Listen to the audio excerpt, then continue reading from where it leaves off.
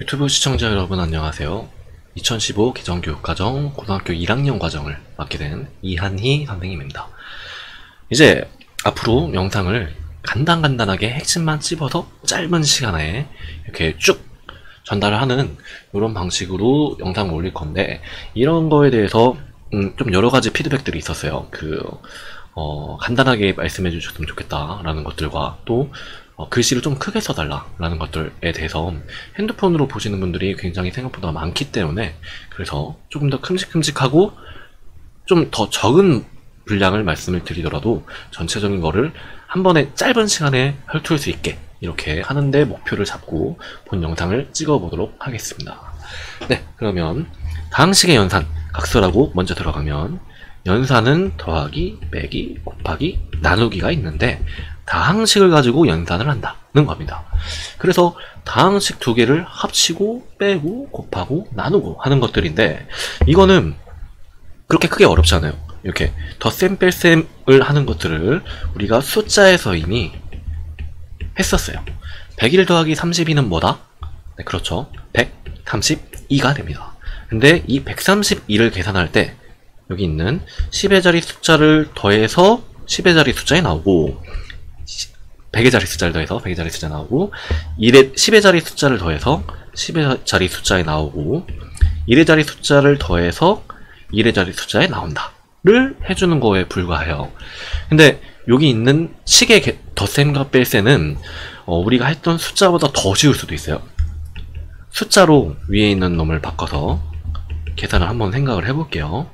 3x 플러스 2 네, 이렇게 바꿔 쓸 수 있는데, 덧셈과 뺄셈은 같은 거를 우리는 요 다항식에서는 동류항이라고 합니다.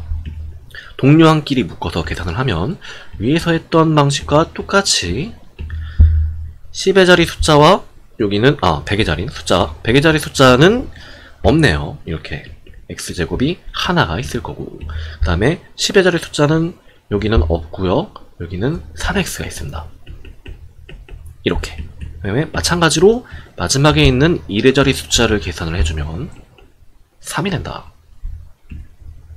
위에가 3이네요. 네, 방금 저쪽에서 얘기를 해준 우리 철수 학생이 굉장히 잘 말을 해줬어요. 마찬가지 똑같죠. 요 위에서 했던 것과 밑에서 했던 게 방식이 똑같아요. 같은 것들을 합쳐서 이렇게 더하고 빼주고 하면 됩니다. 이거를 간단하게 예제를 풀어보면, 이 다항식의 덧셈을 하는 데 있어서 1번만 간단하게 해볼게요.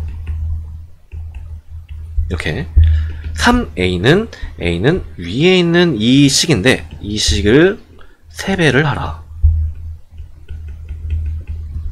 그렇게 되겠죠. 그 다음에 요 a와 b를 차례차례 대입을 해주면 되는데, a를 파란색으로 쓰면 2x제곱 마이너스 x 플러스 2가 될 거고, 그 다음에 b를 빨간색으로 써주면 마이너스 b를 괄호를 쳐서 2x제곱 마이너스 x 플러스 3이다 라고 이렇게 쓸 수가 있죠. 그러면 같은 것끼리 묶어서 계산을 하면 되는데, 이게 조금 복잡하니까 한 번에 하지 말고 나눠서 이렇게 하나씩 해보도록 합시다. 그러면 6x제곱 마이너스 3x 플러스 6이 나올 거고, 마이너스 2, 그 다음에 뒷부분을 한꺼번에 몰아서 계산을 해주면 여기 있는 거는 2x제곱과 2x제곱이 똑같으니까 똑같은 것들끼리 빼주면 0이다. 그러면 2x제곱을 0x제곱이라고 굳이 안 써줘도 되죠. 그러면 그 다음에 또 여기 있는 마이너스 x와 마이너스 x가 똑같이 빼지니까 여기서 x의 개수도 없겠네요. 마찬가지 방법으로 해주면 여기는 이렇게 마이너스 1만 남는다 라고 쓸 수가 있습니다. 총 계산을 다시 해주면 플러스 요 왼쪽에 있는 6에다가 여기서 마이너스 2와 마이너스 2를 곱하면 여러분들이 중학교 1학년 때 배웠던 것처럼 2가 되죠. 플러스. 그러면 6이랑 2를 더해주면 8이다 라고 이렇게 계산을 해줄 수가 있어요. 그렇게 크게 어렵지 않습니다. 이거를 뭐 곱하는 것과 나누는 것, 이거를 하나하나씩 대입을 해줘서 해도 되고, 아니면은 이런 방식으로 생각을 해볼 수도 있습니다. 이거를 좀 더 간단하게 해서 3a-2a 그 다음에 마이너스 b라는 식을 먼저 계산을 3a-2a 플러스 2b와 같은 식으로 설정을 해주고 a를 여기서 먼저 계산을 한 다음에 맨 마지막에 대입을 하는 방법도 있어요. 이렇게 b는 기니까 나중에 쓸게요. 그러면 이런 식으로 해줘도 결과적으로 답은 항상 똑같이 나오게 되어 있습니다. 간단하죠? 그 다음에 이제 곱셈에 대해서 말씀을 드리면, 곱셈은 우리가 101 곱하기, 좀 숫자를 줄이자, 14 곱하기 17을 했다 라고 하면은 제가 찍은 다른 영상에 있는 인도 수학 방법으로 이걸 계산을 해주면 21 더하기 74, 28이니까 238이 나오게 됩니다.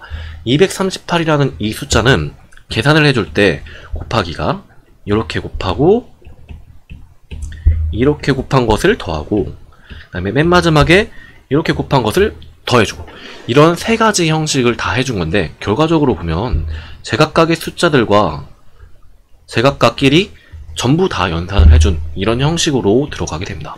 네, 마찬가지 방법으로 이걸 다항식으로 옮겨서 계산을 해주면 x 더하기 4라는 다항식과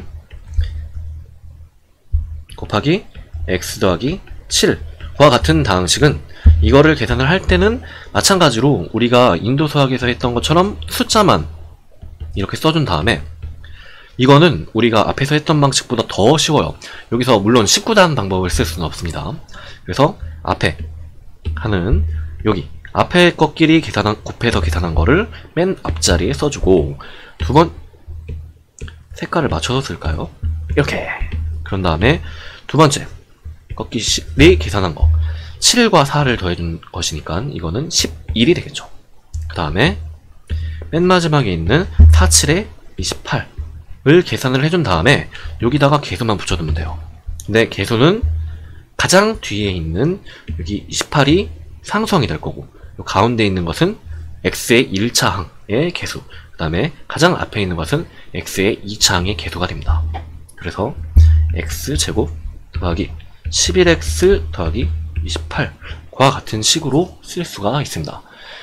근데 지금 여기서 다항식의 곱셈에 대한 것을 할 때 우리가 앞에서 했던 인도수학 방법이랑 그렇게 크게 다르지가 않았어요. 근데 이게 문자가 여러 가지가 들어가는 것들에 대한 계산도 충분히 해줄 수가 있습니다. 3y 곱하기죠. 3y 더하기 1 이런 형식으로 되어 있어도 이것도 마찬가지 방법으로 똑같이 해주면 되는데, 근데 이거는 우리가 여기 있는 요거를 뒤에서 나중에 가서 곱셈 공식을 배우기 위한 준비 작업으로 이렇게 여러분들이 생각을 해주시면 되고, 간단하게 여기 밑에 있는 것들은 하나하나씩 풀어서 계산을 하는 방법으로 설정을 해주시면 됩니다. 이거를 연습을 한번 해볼게요. 연습을 해보면 방금 전에 했던 것과 비슷한 형식인 3번 x 플러스 y 제곱 4x 제곱 플러스 y 라는 것을 계산을 해주면, 첫 번째 이렇게 두 개를 곱해주는 것은 4x 세제곱과 xy가 되겠죠. 여기서 오른쪽에 잘 보시면 x 곱하기 y는 xy라고 쓸 수 있다는 것은 여러분들이 지수 법칙을 얘기하는 데 있어서 어느 정도 이번에 그러네, 요번에 이게 문자를 곱해줬을 때 요 가운데 있는 것을 생략할 수 있다는 것을 서로 다른 두 가지 문자 x와 y와 같은 이런 형식에도 똑같이 쓸 수 있는 것을 알 수가 있습니다. 그래서 이렇게 다 합쳐주면 돼요. 곱셈은 합치는 거다 라고 생각을 해주시면 됩니다. 그러면 또 이번엔 이렇게 계산을 해주면 4x제곱 y제곱 그 다음에 y 세제곱, 네, 이런 형식으로 쓸 수가 있습니다. 근데 뭐 여기 있는 것을 4y제곱 x제곱이라고 써도 그렇게 크게 상관은 없어요. 이렇게 해주시면 됩니다. 뭐 간단하죠. 이렇게 써주시면 되고, 근데 나눗셈을 할 때는 이 나눗셈은 여러분들이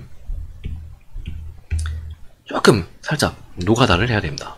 이게 우리가 그 앞에서 곱셈을까지 했을 때는 어느 정도 암산이 가능하지만 나눗셈은 별다른 방법 없이 직접 나누는 수밖에 없다라고 말씀을 드린 적이 있을 겁니다.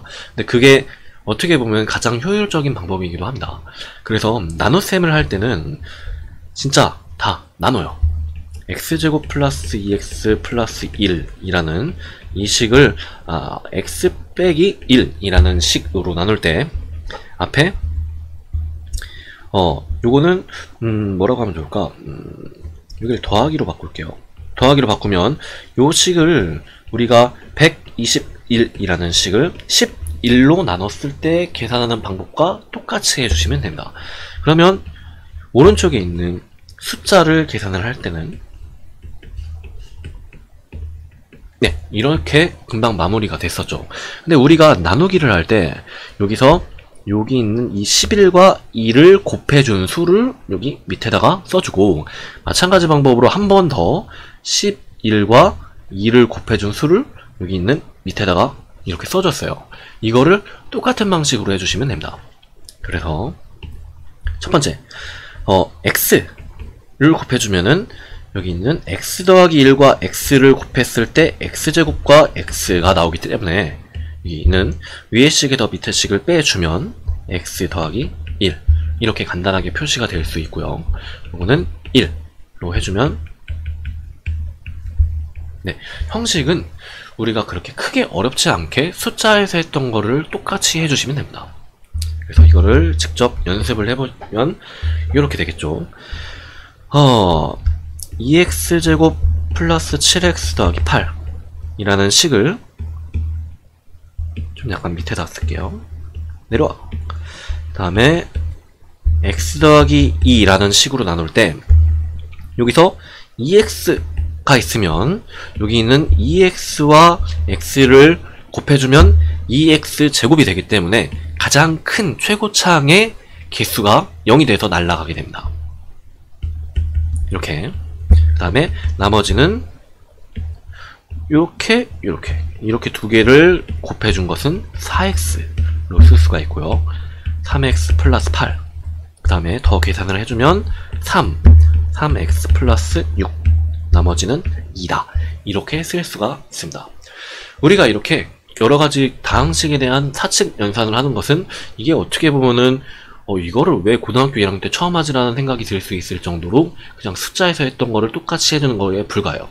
근데 대신 우리가 여기를 맨 처음에 수학하는 사람들은 어떻게 보면은 언어를 같이 한꺼번에 하는 사람이란 말이에요. 그래서 수학적인 표현으로 똑바로 쓸 수 있도록 여기에 해당하는 동류항, 그 다음에 최고차항의 개수, 내림차순과 같은 이런 용어를 정확하게 숙지를 하고 넘어가시는 게 중요합니다. 자, 정리하겠습니다. 정리하면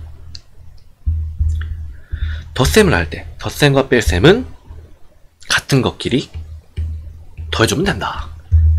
그 다음에 곱셈은 다 곱해주면 된다. 그 다음에 나눗셈은 우리가 숫자를 나눴던 방법과 똑같이 해주면 된다. 로 정리를 할 수가 있습니다. 네, 오늘은 여기까지 하겠습니다. 여러분 수고하셨습니다.